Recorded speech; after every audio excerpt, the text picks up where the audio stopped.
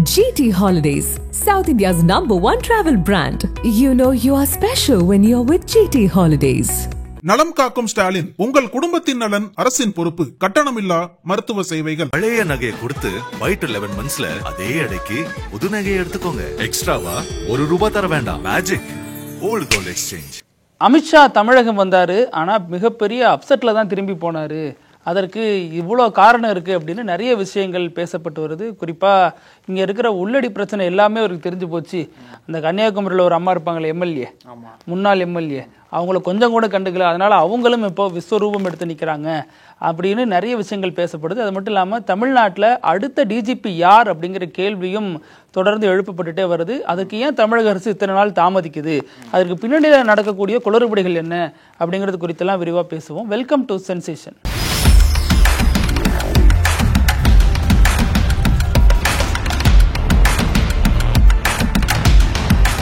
வணக்கம் பிருத்திவி. வணக்கம் அழகு. தமிழ்நாட்டோட அடுத்த டிஜிபி யார் அப்படின்ற கேள்விதான் இப்ப போலீஸ் வட்டாரத்தையும் தாண்டி மாநிலம் முழுக்க ஒரு கேள்வியா இருக்கு. சங்கர் ஜிவாலோட பதவிக்காலம் என்பது இந்த மாசத்தோட முடியுது. ஆமா, ஆக்சுவலா இதுவே லேட்டுன்னு சொல்றாங்க. ஏன்னா தமிழ்நாடு அரசு வந்து முன்கூட்டியே அடுத்து யார் வரப்போறாங்க அப்படின்றத ஃபில்டர் பண்ணி மத்திய உள்துறை அமைச்சகத்திற்கு ஏற்கனவே அனுப்பிச்சிருக்கணும். இது ரொம்ப லேட் பண்ணிட்டாங்கன்ற மாதிரி சொல்றாங்க. எதுக்காக லேட் பண்ணாங்க அப்படின்னா, இதுக்கு தொடர்பா பல வழக்குகளை நீதிமன்றத்துல போட்டாங்க போல. அதாவது யாரை ஃபில்டர் பண்ணணும்ன்ற அந்த ப்ராசஸ் இருக்கு இல்லையா, அந்த ப்ராசஸ்ல ஒரு டிஜிபிக்கு ஆதரவா இருந்த ஒரு நபர் ஹைகோர்ட்ல வழக்கு போட்டிருக்காரு, இவரையும் சேருங்கன்னு சொல்லிட்டு. அப்புறம் இன்னும் நபர் மூலமா போறது அப்படியே ஒரு ஐபிஎஸ் அதிகாரி போட்டிருக்காரு போல. இன்னொரு ஐபிஎஸ் அதிகாரி சுப்ரீம் கோர்ட்டுக்கு போயிட்டார், என்னை லிஸ்ட்ல சேருங்கன்னு சொல்லிட்டு அவரு வழக்கு போட்டிருக்காரு. அந்த வழக்குகள்லாம் முடிந்து அந்த வழக்குகள்லாம் தள்ளுபடி பண்ணப்பட்டு இறுதி ஒரு லிஸ்ட் அறிவிக்கிறதுக்கு தான் இந்த டிலே ஆயிருக்குன்னு சொல்லிட்டு தமிழக அரசு சொல்றாங்க. கொஞ்சம் புதுசா இருக்கிற மாதிரி தெரியல. இதுக்கு முன்னாடி எந்த ஐபிஎஸ் ஆபீசரும் ஹைகோர்ட்லாம் போய் வழக்கெல்லாம் போட மாட்டாங்க, என்னையும் இந்த லிஸ்ட்ல சேருங்க அப்படின்ட்டு. இது கொஞ்சம் புதுசா தான் இருக்கு. இப்போ இறுதியில 11 ஐபிஎஸ் அதிகாரிகள் கொண்ட பட்டியலை இப்ப இருக்கிற டிஜிபி தயார் பண்ணி சிஎம் கொடுத்துருக்காரு போல. சிஎம் அதுல ஒரு 3 பேரை நீக்கிட்டு இறுதியா ஒரு 8 பேர் பட்டியலை தயார் பண்ணி அந்த 8 பேர் கொண்ட பட்டியல் தான் யூனியன் ஹோம் மினிஸ்ட்ரிக்கு போயிருக்கு. ஹோம் மினிஸ்ட்ரி அந்த 8 பேர்ல ஃபைனலா 3 பேரை திருப்பி அனுப்புவாங்க. அந்த 3 பேர்ல யார் டிஜிபியா வர போறாங்க அப்படின்றதான் இப்போ ஒரு கேள்வி எழுந்திருக்கு. 3 பேர்ல ஒருத்தர் முதல்வர் செலக்ட் பண்ணுவார். ஆமா, இதுல ஏற்கனவே முன்னாடி இந்த ஒரு பெரிய போட்டி இருந்தது இல்லையா, அதுல இப்போ சீமா அகர்வால் பேர் அடிபடுது. அப்புறம் ராஜீவ்குமார், சந்தீப் ராய் ரத்தோர் சென்னை போலீஸ் கமிஷனர் இருந்தார். ஆம்ஸ்டாங் கொலை வழக்கு மாற்றப்பட்டார் இல்லையா, அவரு தான் இந்த போட்டியில் இருக்காரு. அந்த 3 பேர் தான் கடைசியில் அந்த இறுதி பட்டியல வர போறாங்கன்னு செய்தி சொல்லப்படுது. இன்னும் அந்த இறுதி பட்டியல் வந்ததுக்கு அப்புறம் தான் தெரியும் நமக்கு. அது வரைக்கும் இந்த மாதம் இறுதியில் சங்கர் ஜிவால் ஓய்வு பெற போறாரு இல்லையா, இறுதி பட்டியல் வர்ற வரைக்கும் ஒரு பொறுப்பு டிஜிபியை நியமிக்கிறதுக்கு வாய்ப்புகள் அதிகமா இருக்கு மாதிரி சொல்றாங்க. ஆமா, அது பொறுப்பு டிஜிபியா நியமிக்க போறாங்களா அல்லது இவருக்கு எக்ஸ்டென்ஷன் கொடுக்க போறாங்களா அப்படிங்கிறது விவாதத்துல தான் இருக்கு.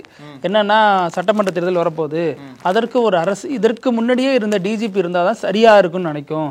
அந்த இன்ஸ்ட்ரக்ஷன் அந்த இதெல்லாம் சரியாக இருக்கணும்னா அதுக்கு கொஞ்சம் அனுபவம் உள்ள ஒரு 6 மாதம் எக்ஸ்டென்ஷன் கொடுத்துக்கலாம் அப்படின்னு நினைக்கிறதா சொல்லப்படுது. ஏன்னா மத்திய அரசு அமலாக்கத்துறையிலேருந்து சிபிஐ அதிகாரியிலேருந்து பலருக்கும் எக்ஸ்டென்ஷன் கொடுத்தானே வச்சுருக்காங்க. ஸோ அது மாதிரி இவங்களும் பண்ணுவாங்களா அப்படிங்கிற ஒரு பேச்சு இருந்துச்சு. அதற்கு தமிழக அரசு சொல்லியிருக்கு அதுக்கு வாய்ப்பு இல்லை, நாங்கள் அந்த மாதிரி இதெல்லாம் கொண்டு போகல. அதே மாதிரி பொறுப்பு டிஜிபி குறித்து பேசுகிறப்ப அதற்கான வாய்ப்புகளும் இல்லை அப்படிங்கிற மாதிரி தான் சொல்கிறாங்க. இதுக்கான ப்ராசஸ் லேட் ஆகிறது உண்மைதான், ஆனால் நாங்கள் இதுக்கான முடிவுகள்லாம் கொடுத்து இப்போ சப்மிட் பண்ண போகிறோம் அப்படிங்கிற மாதிரிலாம் தமிழக அரசு சொல்லிடுச்சு. இதில் என்னென்னா, இப்போ இதில் நீங்கள் சொன்ன மாதிரி சீமா அகர்வால் பேர் அடிப்படுது. சீமா அகர்வால் யாருன்னா, நம்ம சென்னை கமிஷனராக இருந்த ஏகே விஸ்வநாதன் இருக்கார் இல்லையா, அவரது மனைவி. அந்த அடிப்படையில் தான் அவங்களும் சீனியாரிட்டிங்கிற அடிப்படையில் தான் இது. ஆனாலும் அவங்க பின்னணியில் இப்படி ஒரு பேக்ரவுண்ட் இருக்குது. ஸோ 3 பேருமே முக்கியமான நபர்கள் தான். நீங்கள் சொன்ன 3 பேருமே, அவங்க 3 பேருக்கு சீனியாரிட்டியும் இருக்குது, மேலிடத்தில் செல்வாக்கும் இருக்குது. அந்த அடிப்படையில் அவங்க 3 பேரில் ஒருத்தவங்க வரலாம். குறிப்பாக சீமா அகர்வால் ஒரு பெண் டிஜிபி, இதுக்கு முன்னாடி லத்திகாச்சரன் இருந்தாங்க இல்லையா, அந்த மாதிரி இவங்க வருவாங்க அப்படிங்கிற மாதிரியும் சொல்லப்படுது. நீண்ட நாட்களுக்கு பிறகு ஒரு பெண் டிஜிபி கொண்டு வர போகிறாங்களா அப்படிங்கிற கேள்வியும் எழுந்திருக்கு. இது நீதிமன்றம்லாம் போகிறதெல்லாம் புது முறையாக இருக்கிறதுனால இது இந்த வாட்டி இந்த நியமனங்கிறது பெரிய சர்ச்சைக்குள்ளான ஒன்றா தான் பார்க்கப்படுது. ஆமாம், ஸோ யார் அடுத்த டிஜிபியாக வர போகிறாங்களோ அவங்களோட மேற்பார்வையில தான், அவங்களோட காவல்துறை தலைமையின் கீழ் தான் வரக்கூடிய சட்டமன்ற தேர்தல் நடக்க போகுது. எனக்கு அந்த ஒரு எதிர்பார்ப்பு இருக்கிறதுனால ஏதோ ஒரு வகையில இப்ப இருக்கக்கூடிய அரசுக்கு ஆதரவா தான் அந்த அதிகாரி போடுவாங்கன்ற ஒரு பேச்சு இருக்கு இல்லையா. எல்லா கவர்மெண்ட்டும் ஆதரவான ஆட்களை தான் போடுறாங்க. ஆனா அது என்னன்னா, இப்போ எனக்கு என்ன டவுட்னா, இவங்களுக்கு இந்த அக்டோபர் 31 முடியுது. ஆனா ஒரு வருஷத்துக்கு முன்னாடியே ஆளுநருக்கு பதவி முடிஞ்சிருச்சு. அவரை பத்தி ஏன் யோசிக்கவே மாட்டேங்கிறாங்க? தமிழக அரசும் இவர் இருந்தா நமக்கு நல்லதுங்கிற அடிப்படையில் அவர் வச்சுக்கிட்டே செயல்படுது. அவரும் கோச்சுக்கிட்டா பழனிமலைக்கு போற மாதிரி அப்பக்கப்ப டெல்லிக்கு போய் 4 நாள் இருந்துட்டு வர்றாரு. இங்க வந்து ஒரு பிளான் பண்றாரு, அப்புறம் சண்டையை போடுறாரு. டீ பார்ட்டில விஜய் முதற்கொண்டு புறக்கணிக்கிறாரு. இப்படி பல மனத்தாங்களோட எதுக்கு அந்த ஆளுநர் தமிழ்நாட்டை சுத்தி சுத்தி வராது? எவ்வளவு அழுத்தம் கொடுத்தாலும் ஆளுநரை நீக்கம் பண்றதுக்கோ ஆளுநரை மாற்றுவதற்கோ அதிகாரம் வந்து ஜனாதிபதிக்குரியதுதான். அது எவ்வளவு அழுத்தம் கொடுத்தாலும் நீதிமன்றத்தில் எவ்வளவு வழக்குகள் போட்டாலும் அது குறித்தான நீதிமன்றம் உத்தரவுலாம் கொடுக்க மாட்டாங்க. அது ஜனாதிபதிக்கு விருப்பத்துக்கு ஏற்றவாறு ஆளுநர் நியமிக்கப்படுவார் தான் சொல்றாங்க. ஜனாதிபதி விருப்பத்துக்கா பிரதமர் விருப்பம் தான். அதாவது ஜனாதிபதி ஆக்ட் பண்றதே பிரதமரோட அட்வைஸ் படி தான் ஆக்ட் பண்றாங்க. அதனால பிரதமர் விருப்பம் மூலியமா ஜனாதிபதி விருப்பம் வெளியே வரும். அந்த விருப்பத்தின்படி ஆளுநர் வந்து எவ்வளவு நாட்கள் வேணா, யூஸ்வலா என்ன சொல்றாங்க அப்படின்னா 5 ஆண்டுகளுக்கு மாற்றப்படும் சொல்றாங்க. ஆனா இவர் கிட்டத்தட்ட வந்து நாகாலாந்துலயும் கொஞ்ச நாள் இருந்தார், இங்கேயும் 5 ஆண்டுகள் மேல இருந்தார் இல்லையா? மொத்தமா பாத்தீங்க அப்படின்னா மாற்றப்படணுன்ற மாதிரி சொல்றாங்க. இருந்தாலும் பிரதமரோட ஆதரவு இவருக்கு இருக்கு அப்படின்றதுனால தொடர்ந்து பதவியில இருக்கிறாரு. ஆனா அப்படிதான் சொன்னாங்க, பிரதமரோட ஆதரவு பாஜக முன்னாள் மாநில தலைவருக்கு இருக்குன்னாங்க. ஆனா கடைசி வரைக்கும் இருந்த மாதிரி தெரியல, தூக்கி வெளில உட்கார வச்சுட்டு கொஞ்சம் வேடிக்கை பாருங்க அப்படின்ட்டாங்க. ஆனா இப்போதான் அமித்ஷா கொஞ்சம் சப்போர்ட் பண்ற மாதிரி இருக்கு. பொதுவெளியிலே வந்து அவர் அரவணைச்சுக்கிறாரு, கூப்பிட்டு பேசுறாரு. ஆமா, ஏன்னா பதவியெல்லாம் பிடுங்கி விட்டு அரவணைச்சு என்ன பண்ண போறீங்க? ஆனா எனக்கு நீங்க ஆளுநர்னு சொன்னதுனால அது சம்பந்தமான ஒரு வாதம் போயிட்டு இருக்கு இல்லையா? நாகாலாந்து ஆளுநராக இருந்த இல கணேசன் தவறிட்டாரு. அதுக்கடுத்து மணிப்பூர் ஆளுநர் தான் கூடுதலா கவனிச்சுட்டு வர்றாரு. அதே மாதிரி சிபி ராதாகிருஷ்ணன் துணை ஜனாதிபதி வேட்பாளராக தேர்வு செய்யப்பட்டதுனால அந்த இடத்துலயும் இப்ப மகாராஷ்டிரா ஆளுநர் இடத்துலயும் ஒரு வெற்றிடம் விழுந்திருக்கு. ஸோ அதற்கு பதிலாக தமிழ்நாட்டிலிருந்து ஒரு ஆளுநர் கொண்டு வரப்பட போறாங்க. ஏன்னா தமிழக ஆளுநர்களாக இருந்த இந்த 2 பேர், இல கணேசனா இருக்கட்டும், சிபி ராதாகிருஷ்ணனா இருக்கட்டும், அதுக்கு முன்னாடி தமிழிசை சவுந்தரராஜனா இருக்கட்டும், இவங்கெல்லாம் ஒரு தமிழர்களுடைய அடையாளமா பல இடங்கள்ல இருந்தாங்க. இப்போ தமிழர்களுக்கான ரெப்ரசன்டேஷன் இல்லைங்கிற அடிப்படையில் மீண்டும் தமிழ்நாட்டிலேருந்து ஒரு நாகாலாந்துலயோ மகாராஷ்டிராலயோ கொண்டு வைக்க போறாங்க அப்படின்னு சொல்லப்படுது. அதுல குறிப்பா எச் ராஜா பேர் அடிபட்டுச்சு. எச் ராஜா வராருன்னு. ஸோ ஆனா அவர் மட்டும் இல்லாம நிறைய பேரை மத்திய அரசு பரிசீலிக்குது, குறிப்பா பாஜக தலைவர்களை பரிசீலிச்சுட்டு வருது. அதுல தமிழிசை சவுந்தரராஜனுக்கு மீண்டும் வாய்ப்பு தரப்பட போகுதா? ஏன்னா சமீபத்தில் அவர் டெல்லி போயிட்டு வந்தார். ஸோ அதன் நீட்சியாக அவருக்கு அங்கே வாய்ப்பு தரப்பட போகுதா? அல்லது வேறு சில மாநில தலைவர்கள், முக்கியமான தலைவர்களாக இருக்காங்க இல்லையா? இப்போ பொன்னார் இருக்காரு, நீண்ட காலமாக கட்சியில் உழைச்சிக்கிட்டே இருக்காரு, வர எலெக்ஷனில் நிற்க போறது இல்லைன்னு உள்ள அவர் பேசிட்டாரு. அதனால அவருக்கு அந்த வாய்ப்பு அதிகம் அப்படிங்கிற மாதிரி தான் பேசப்படுது. அதுவும் பொறுத்திருந்து பார்க்கணும். ஆனால் நிச்சயமாக இவர்கள் ஒருத்தர்களுக்கு ஆளுநர் பதவி மீண்டும் வழங்கப்பட போகுது அப்படிங்கிற ஒரு தகவல் சொல்லப்படுது. இப்போ அமித்ஷா பத்தி பேசணும் இல்லையா? அமித்ஷா வந்து நேற்றைக்கு திருநெல்வேலி வந்திருந்தார்ல, அங்க வந்து ஏதோ ஒரு வகையில அவருக்கு அப்செட் ஆயிருக்காரு போல. என்ன அப்படின்னா, எதிர்பார்த்த கூட்டம் வந்து வரல. இன்ஃபேக்ட் சொன்ன போனா எதிர்பார்த்த கூட்டத்தை வந்து தமிழக பாஜகவால திரட்ட முடியல அப்படின்ற ஒரு பக்கம் அப்செட்டும். அமித்ஷா ரேம்ப் வாக் போலங்க, ரேம்ப் வாக் போயிருந்தாருன்னா கூட்டம் கட்டுக்கடங்காம வந்திருக்கும். அதே மாதிரி இன்னொரு பக்கம் பார்த்தீங்க அப்படின்னா, தமிழக பாஜக என்னதான் வெளியிலிருந்து பார்க்கும்போது ஒன்றா இருந்தாலும் உள்ளுக்குள்ள வந்து பல குழுக்களாக பிரிஞ்சு செயல்படுறாங்க. நயனா நாகேந்திரன் ஒரு பக்கம், அப்புறம் முன்னாள் மாநில தலைவர் ஒரு பக்கம்னு சொல்லிட்டு பல குழுக்களாக பிரிஞ்சு செயல்படுறதுனால இந்த ஒரு தேர்தலை வந்து இப்படி தனித்தனியாக பிரிஞ்சு செயல்பட்டாங்க அப்படின்னா நிச்சயமாக ஒரு பெரிய சோதனை வருன்றதுனால நயனார் வீட்லேயே வந்து ஸ்ட்ரிக்டாக சொல்லியிருக்காரு, எல்லாம் சேர்ந்து நீங்கள் ஒர்க் பண்ணுங்கன்ற மாதிரி ஒரு அறிவுறுத்தலை கொடுத்துருக்காரு. ஏன்னா இந்த அளவுக்கு அமித்ஷா வந்து ஒரு இதை எதிர்பார்க்கல போல. ஏன்னா கூட்டம் அதிகமாக வருவாங்க, இப்போ வந்து பிரச்சாரத்தை ஆரம்பிச்சிட்டோம். பூத் லெவல் கமிட்டியில் வந்து அங்கே இருக்கக்கூடிய 8 மாவட்டங்கள் இருக்குல்ல, தென் மாவட்டங்களில், அந்த மாவட்ட நிர்வாகிகள்லாம் திரண்டு வருவாங்கன்னு பார்க்கும்போது கூட்டம் வந்து சொற்ப எண்ணிக்கையில் தான் வந்திருக்கு போல. அது 17,000 ஏதோ சொல்றாங்க. அதையும் தாண்டி எதிர்பார்த்தாங்க போல. ஆனால் பெருசா எதுவும் வரல. அந்த ஒரு அப்செட் இருக்கு. ரெண்டாவது, நீங்க சொன்னது போல மேடையிலேயே எல்லாத்தோட பேரையும் அமித்ஷா இன்ட்ரடியூஸ் பண்றாரு. ஆனா விஜய் திரணி பேரை மட்டும் விட்டுட்டாரு. அது வேணும்னே விட்டாரா தெரியாம விட்டாரான்னு தெரியல. மறந்துருப்பாங்க, அவங்க எதிர்பார்த்து உட்காந்து இருக்காங்க அடுத்து நமக்கு வருவாங்கன்னு சொல்லிட்டு. ஆனா விஜய் திரணி பேரை ஒண்ணுமே சொல்லாம கடந்து போனதுக்கு வந்து அவங்க உண்மையிலேயே மேடையிலேயே அதிர்ச்சி தான் அவங்களுக்கு. ஏன் உங்களுக்காக தானங்க எல்லாத்தையும் விட்டுட்டு வந்து இங்கே உட்காந்துருக்கேன், ஒரு பேர் கூட என்ன ரெப்ரசென்ட் பண்ண மாட்டேங்கிறீங்களே. ஒரு மேடையில் இதெல்லாம் வந்து உள்ளூர் அரசியலில் கவனிப்பாங்க. இப்போ நம்ம தலைவி எந்த அளவுக்கு பவர்ஃபுல்லாக இருக்காங்க அப்படின்னா, அமித்ஷா ஒரு வார்த்தை சொல்லிட்டாருன்னா அந்த பவர்ஃபுல்லாக இருக்காங்க நம்பிக்கையோட தொண்டர்கள் போவாங்க. அவங்கள நம்பி வந்தவங்களும் அவங்களால வந்து அனுகூலம் பெற்றவர்களும் அங்கே இருப்பாங்க. ஸோ இது வந்து பெரிய ஏமாற்றம் தான் விஜய் திரணிக்கு. ஏன்னா இதுக்கு முன்னாடி நிறைய ஏமாற்றம் கொடுத்துட்டாங்க. இப்போ பதவி கொடுக்கல, ஒரு பொறுப்பு கொடுக்கல, எதுவுமே இல்லாமல் வெறுமனே டம்மியாக தான் இருக்காங்க. ஒரு எம்எல்ஏ, எக்ஸ் எம்எல்ஏங்கிற அடிப்படையில் ஒரு தொகுதியில் செல்வாக்கு மிக்க பெண் அப்படிங்கிற அடிப்படையில் அவங்களுக்கு எந்த விதமான ஒரு சலுகையும் தரப்படல. அந்த ஒரு அதிருப்தியில இருக்கிறவங்களுக்கு மேடையில் வந்து இப்படியும் ஒரு அவமரியாதை செய்யறாரு, தெரிஞ்சோ தெரியாமலோ பேரை விட்டுட்டாருங்கிறது பெரிய விஷயம் தானே. அந்த அடிப்படையில் அவங்களுக்கு ஒரு அதிருப்தி இருக்கு. மற்றபடி மேடையில் பார்த்தோம் அப்படின்னா முன்னாள் மாநில தலைவர் நேற்று சொன்னபடி திடீர்னு எடப்பாடி பழனிசாமிக்கு ஆதரவாக அவரை கொண்டாந்து ஆட்சியில் உட்கார வைக்கணும் அப்படின்னு பேசுனதுக்கு பின்னாடியும் அமித்ஷா இருக்காருன்னு சொல்லப்படுது. அவர் கொடுத்த அழுத்தத்தின் அடிப்படையில தான் அவர் இதை சொல்லியிருக்காரா. நான் பேரை சொல்ல மாட்டேன், நீங்களே சொல்லுங்க சொல்லியிருக்கோம். ஆமா, ஏன்னா ஆமா நான் தான் சொல்ல மாட்டேன்ல, நீங்களா சொல்லுங்க அப்படின்னு.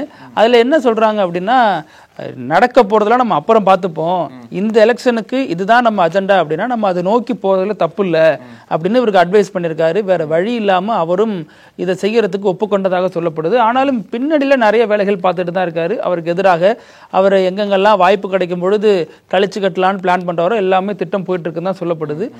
நயினாருக்கு எதிராகவும் இவர் ஒரு செயல்படுறாரு, தமிழிசை தனித்த அணியோட செயல்படுறாங்க, அது மாதிரி எச் ராஜா ஒரு தனி அணியா செயல்படுறாரு, வானதி ஒரு தனி அணியா செயல்படுறாங்க அப்படின்னு நிறைய கட்சிக்குள்ள இருக்கிற விமர்சனம், அந்த பிரச்சனை எல்லாத்தையும் அமித்ஷா பார்த்து தான் இப்படி இருந்தா எப்படி ஜெயிக்கிறது அப்படின்னு சொல்லிட்டு கொஞ்சம் டோஸ் விட்டுருக்காரு.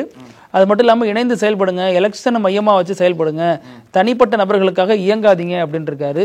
அது வந்து வடக்கில் டெல்லியில் வேணா அது ஒத்து போகும், ஆர்எஸ்எஸ் காரர்கள் வந்து எந்த எதிர்பார்ப்பும் இல்லாமல் பணியாற்றலாம். இங்கே தமிழ்நாட்டை பொறுத்த வரைக்கும் அந்த குழு அரசியல்ங்கிறது பிரிக்க முடியாத ஒன்று. ஒவ்வொரு ஏரியாவுக்கும் ஒவ்வொருத்தவங்க இருப்பாங்க, அவங்க பின்னணியில் பல தொண்டர்கள் இருப்பாங்க.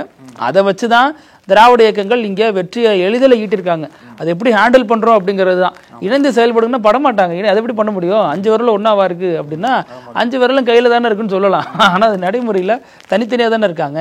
அது மாதிரி அமித்ஷா ஒரு பக்கம் அப்செட் ஆனார் இல்லையா, அது தெரிஞ்சதுக்கு அப்புறம் தான் நயினார் என்ன சொன்னார் அப்படின்னா, அந்த மாதிரி இந்த ஒரு மண்டல மாநாடு முடிஞ்சதுக்கு அப்புறம் தமிழகம் முழுக்கவே ஒரு 7 மண்டல மாநாடு நடத்த போறோம், அதெல்லாம் முடிஞ்சதுக்கு அப்புறம் இறுதியில மாநில அளவுல மாநாடு நடத்த போறோம் இல்லையா, சென்னையில் நடத்துவாங்க இல்லையா, அந்த மாநாட்டில் நிச்சயமா நாங்க வந்து 8 லட்சம் பேரை நாங்க திரட்டி காட்டுறோன்ற மாதிரி மேடையிலே சொல்லியிருக்காரு நயினார் நாகேந்திரன். அந்த மாநாடுக்கும் மோடி அமித்ஷா எல்லாம் வரணுன்ற மாதிரி சொல்லியிருக்காரு. இந்த அமித்ஷா இந்த மாதிரி எதிர்பார்த்த கூட்டம் வரல அப்படின்றது அப்செட் ஆனது தெரிஞ்சதுக்கு அப்புறம் அந்த ஒரு உறுதிமொழியை கொடுத்திருக்காரு போல நயினார் நாகேந்திரன். வரக்கூடிய நாட்கள்ல சொந்த ஊர்ல அந்த இடத்துலயே இவ்வளவு கம்மியா இருக்கேப்பா அப்படின்னு ரொம்ப அதிருப்தி அடைஞ்சிருக்காரு. அதை பேலன்ஸ் பண்றது விதமா தான் சென்னையில நாங்க 8 லட்சம் பேரை திரட்டுறோம் பாருங்கன்ற ஒரு உறுதிமொழியை கொடுத்திருக்காரு. அங்க என்ன நடக்காது போதுன்னு பார்க்கலாம். அப்புறம் அது மட்டும் இல்லாம கூட்டத்துல நம்ம கவனிச்சோம் அப்படின்னா, மதுரையில நடந்த சம்பவம் இங்க மறுபடியும் ரிப்பீட் ஆனிச்சு. மதுரையில அமித்ஷா வந்து எப்படி முன்னாள் மாநில தலைவர் பெயரை சொன்னப்போ பயங்கர கரகோஷம் வந்துச்சோ, பிரதமருக்கு வராத கரகோஷம், இப்போ இருக்கிற மாநில தலைவருக்கு வராத கரகோஷம், சவுண்டு எல்லாமே இவருக்கு வந்துச்சு. அப்போ அவர் செல்வாக்க தன்னை காட்டிக்கிறதுக்காக ஒரு ஆள் செட் பண்ணியிருக்காரு அப்படிங்கிற மாதிரிலாம் பேசப்படுது இல்லையா. அதே மாதிரி இங்கேயும் ஒரு சம்பவம் நடந்திருக்கு. இது என்னதான் பூத் கமிட்டி மாநாடு அப்படி இப்படின்னு சொன்னாலும் இது ஆக்சுவலாக ஆபரேஷன் தென்மண்டலம். தென்மண்டலத்தில் இருக்கக்கூடியவங்களை பாஜகவில் இணைய வைக்கிறதுக்காக வாக்காளர்களாக மாற்றுவதற்கான ஒரு செயல்பாடு தான் நடந்திருக்கு. அனைத்து சமூக பிரதிநிதிகளும் தலைவர்களாக மேடையேற்றப்பட்டாங்க. ஸோ அந்த அடிப்படையில் தான் ஆபரேஷன் தென்மண்டலம் போயிருக்கு. அதுலேயும் வந்து முன்னாள் மாநில தலைவர் பேரை சொல்கிறப்ப சவுண்டு பயங்கரமாக வந்திருக்கு.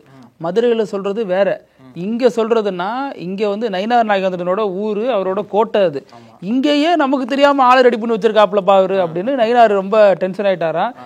என்ன பண்ணாலும் இவர் எதுவும் பண்ண முடியலையே அப்படின்னு பயங்கரமான ஒரு ஆக்ரோஷமானதாக சொல்லப்படுது. ஆனாலும் வெளியில தனித்தனியா பார்க்குறப்ப பேசிக்கிறாங்க, சிரிச்சுக்கிறாங்க. அப்புறம் அதான அரசியல், பகை வெளிக்காட்டாமல் இருக்கிறதான அரசியல். அந்த அடிப்படையில் தான் நிறைய பிரச்சனை இருக்குங்கிறது மேடையில் வந்தோடனே கண்டுபிடிச்சார் அமித்ஷா. அதனால தான் நீங்கள் மீட்டிங் முடிகிற வரைக்கும் பாருங்க, கடுன்னு கோபமாகவே இருந்திருப்பாரு. இயல்பாகவே சில நேரங்களில் ஒரு உடல் மொழி அப்படி தான் இருக்கும், முகம் அப்படி தான் இருக்கும். ஆனால் இந்த மீட்டிங்கை பொறுத்த வரைக்கும் ரொம்ப கோபத்தோடு தான் இருந்தார். மாதிரி ஏதோ ஒரு டென்ஷனில் பேசின மாதிரி தான் நல்லா தெரிஞ்சிருக்கு. இதில் தமிழ் எனக்கு தெரியலன்னு வருத்தப்படுறாரு. நீங்க ஆட்சிக்கு வந்து எத்தனை வருஷம் ஆயிடுச்சு? மதுரையில தான் பேசினார் அமித்ஷா. வந்தே 10 வருஷம் ஆயிடுச்சா? 10 வருஷம் ஆயிடுச்சு. 11வது வருஷத்துல இருக்கீங்க. தமிழ் தெரியலன்னு பிரதமரும் வர்றப்பெல்லாம் சொல்றாரு, நீங்களும் வர்றப்பெல்லாம் சொல்றீங்க. ஒண்ணு கத்துக்கிட்டு வரணும், இல்ல கத்துக்கிறேன்னு சொல்லணும். ரெண்டுமே இல்லாம தமிழ் தெரியலங்கிறது, ஒடிசாவுக்கு போனா தமிழ் என்ன திருடன்னு சொல்றது, அப்புறம் தமிழுக்கு நிதி ஒதுக்குறது இல்ல, எல்லா வேலையும் பண்றீங்களே எப்படி ஜி அப்படின்னு கீழே இருந்தவங்களே கேட்டிருக்காங்க. महान तमिल भाषा में बात नहीं कर पा रहा हूं, इसलिए आप सभी की क्षमा मांगता हूं. ஆமா, இல்ல தமிழ் தெரியல ஒரு பக்கம் சொன்னாலும் இன்னொரு பக்கம் வந்து சரி தமிழ் தெரியலையே கொஞ்சம் கத்துக்கலாமேன்ற ஆர்வம் இருக்கான்னு கேட்டா அந்த ஆர்வமும் இல்லன்ற மாதிரி தான் தெரியுது. வணக்கம் சொல்றாங்கல்ல, வணக்கம் அது மாதிரிதான். இன்னொரு பக்கம் பாத்தீங்கன்னா இந்த பாஜக தலைமை இருக்குல்ல, தேசிய தலைமை, அந்த தலைமைக்கு யார் அடுத்த தலைவரா வரப்போறாங்கன்ற அந்த போட்டி, அந்த விவாதம் என்பது நீண்ட மாதங்களா போயிட்டு இருக்கு. இன்னும் முடிவுக்கே வரல. ஒரு முடிவு இல்ல, பாமகவுக்கு ஒரு முடிவு இல்ல. அந்த மாதிரிதான் போயிட்டு இருக்கு. டெல்லியில வந்து என்ன நடக்குது, எப்போதான் ஒரு தேசிய தலைவரை கொண்டு வர போறீங்க, இன்னும் எத்தனை நாட்கள் தான் ஜேபி நட்டாக்கு வந்து எக்ஸ்டென்ஷன் கொடுத்துட்டே இருக்க போறீங்கன்ற மாதிரி ஒரு கேள்வி இருக்கு இல்லையா. பீகார் தேர்தலுக்கு முன்னாடியே தேசிய தலைவரை கொண்டு வந்துரும்னு சொல்லிட்டு தான் பாஜக தலைமையில பேசப்பட்டது. இப்போ நான் ஜேபி நட்டா வந்து மத்திய அமைச்சராக இருக்கிற சமயத்தில் அவருக்கு வந்து இந்த பணி என்பது கூடுதல் பணியா இருக்கிற சமயத்தில் ஒரு முழு நேர தேசிய தலைவராக வரணுன்றதுனால ஒரு வேட்பாளர் தேர்ந்தெடுக்க வேண்டிய தேவை வந்து பாஜக எழுந்திருக்கு. ரெண்டாவது அடுத்தடுத்து வரக்கூடிய தேர்தல்கள்னால பாஜக பிரச்சாரம் பண்றக்கூடிய அளவுக்கு ஒரு தேசிய முகம் தேவை. அந்த மாதிரி பார்க்கும்போது பீகார் தேர்தலுக்கு முன்னாடி பாஜக தலைவர் வந்துடுவாருன்னு சொல்லிட்டு உறுதியோடு சொல்றாங்க. ஆனா அந்த உறுதிக்கு பின்னாடி ஏதோ ஒரு வகையில ஒரு மோதல் போயிட்டு இருக்குன்னு தெரியுது நமக்கு. ஏன்னா பாஜக இப்போ இருக்காங்கல்ல, நரேந்திர மோடி, அமித்ஷா, இவங்க வந்து 2 பேர்களை சொல்றாங்களா, அதுக்கு ஆப்போசிட்டா RSS வந்து 2 பேர்களை சொல்றாங்க. அதாவது இவங்களோட அந்த மோடி அமித்ஷா கூட்டணி என்ன சொல்றாங்க அப்படின்னா, இவங்களோட சாய்ஸ் வந்து தர்மேந்திர பிரதான், அப்படி இல்லை அப்படின்னா பூபேந்திர யாதவ், இவங்க 2 பேர்ல யாரோ ஒருத்தர் தான் பாஜக தேசிய தலைவராக வரணுன்ற மாதிரி இவங்க நிற்கிறாங்க. ஆனால் RSS வந்து இல்லை, அதெல்லாம் வேண்டாம், எங்களோட இதை தான் நீங்கள் போடணும், நாங்கள் வந்து யாரை தேர்ந்தெடுக்கிறோம் அப்படின்னா சிவராஜ் சிங் சௌகான், அப்படி இல்லை அப்படின்னா மனோகர்லால் கட்டார், இவங்க 2 பேரும் மத்திய அமைச்சரும் கூட.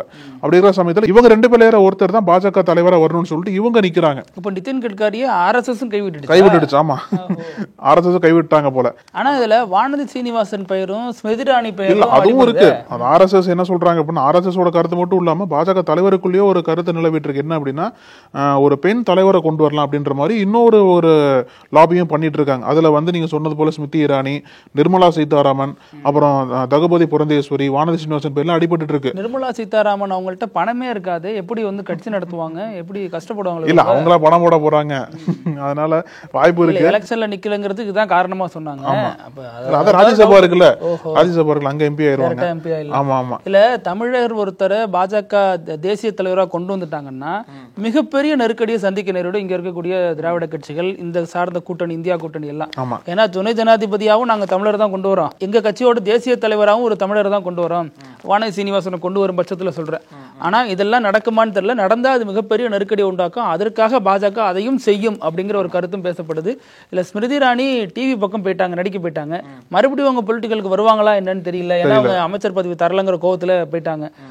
சிலிண்டர்லாம் தலையில தூக்கி வச்சுட்டு காங்கிரஸை மிக கடுமையா விமர்சிச்சவங்க, ராகுல் காந்தியை தோற்கடிச்சவங்க, இப்படி பல நெருக்கடிகள் கொடுத்தவங்களுக்கு எந்த அமைச்சர் பதவியும் கொடுக்காம விட்டது சரியா அப்படிங்கிற கோவத்துல தான் அவங்க போனதா சொல்லப்படுது. இப்போ இந்த கட்டத்துல வந்து நிக்குது. ஏற்கனவே டெல்லி சிஎம் பதவி எதிர்பார்த்தாங்க, அதுவும் உங்களுக்கு கிடைக்கல, அதனால அப்படியே ஒதுங்கி போயிட்டாங்க.